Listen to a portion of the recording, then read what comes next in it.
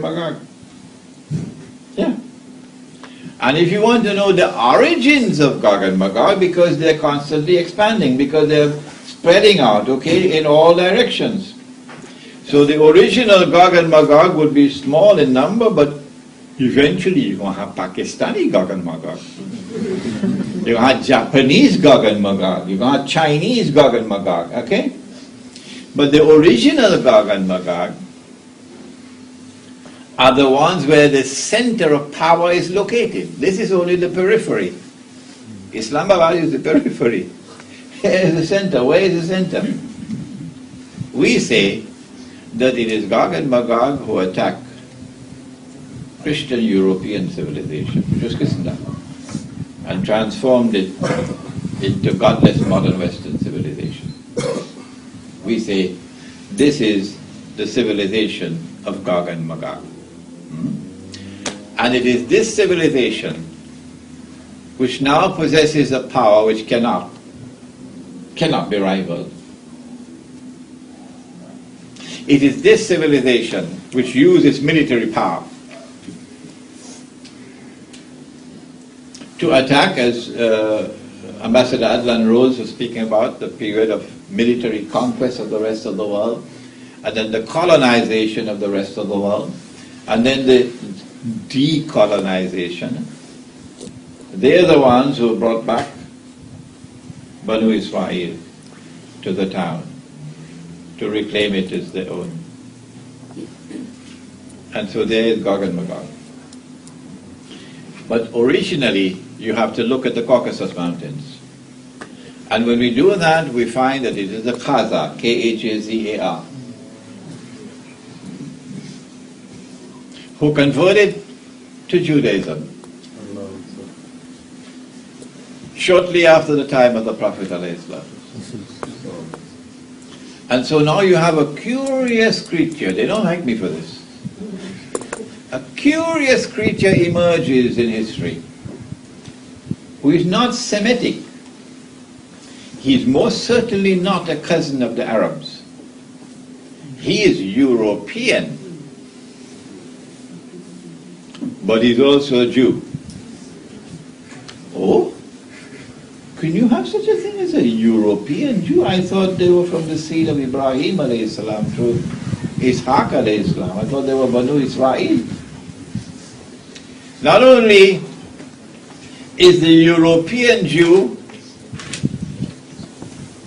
something unique amongst Jews, but if you do a genetic test on him, you will see the evidence staring at you that he is genetically unique in the world. No other people are like him, the European Jew. And so we have identified for you that the Khazar, who are the original, have become Jews. And some of them also became Christians. And I believe some of them also became Muslims. So let me speak softly. The end of it all is that they're going to have a grand, mighty clash between Gog and Magog. And Allah speaks of it. وَتَرَكْنَا بَعْضَهُمْ يَوْمَئِذٍ يَمُوجُ فِي بَعْضٍ. يَمُوجُ فِي بَعْضٍ. Like waves crashing against each other. It can also mean merging with each other, which explains globalization around the world today, one global society. But the other meaning is the one I want to concentrate on now. The clash that will take place. You have my book somewhere around there, An Islamic View of Gog and Magog in the Modern World. There is this mighty clash that is going to take place. I don't want to spoil your tea, But when we examine to identify them today, there is no question but Magog is Russia and the alliance with Russia. And therefore Gog will have to be the Anglo-American-Israeli alliance. And when they clash, it's not going to be with bows and arrows, or not. It's going to be nuclear weapons and not thermonuclear weapons, and only those can produce dukhan. And most of mankind are going to die. But I don't think the heavens will be weeping for most of them. Because they have eyes and yet they don't see. They have ears and yet they don't hear. They have hearts and yet they don't understand. The Quran is in the world, but they don't read the Quran and study it. So they're just like cattle. أُولَٰئِكَ كَالْأَنْعَامِ. Most of mankind are going to die when this clash takes place. After that, self-destruction, mutual self-destruction.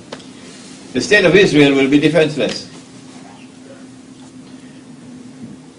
And then comes the army from Khurasan. And it's not a Muslim army that will destroy Israel, because Israel will already be broken. At that time, said the Prophet ﷺ, لَتُقَاتِلُنَّ الْيَهُودِ, Sahih Bukhari. لَتُقَاتِلُنَّ الْيَهُودِ, you're going to fight them, the Jews. وَلَتَقْتُلُنَّهُمْ, and you will kill them, you will defeat them. Not all Jews. No, don't take a hadith in isolation.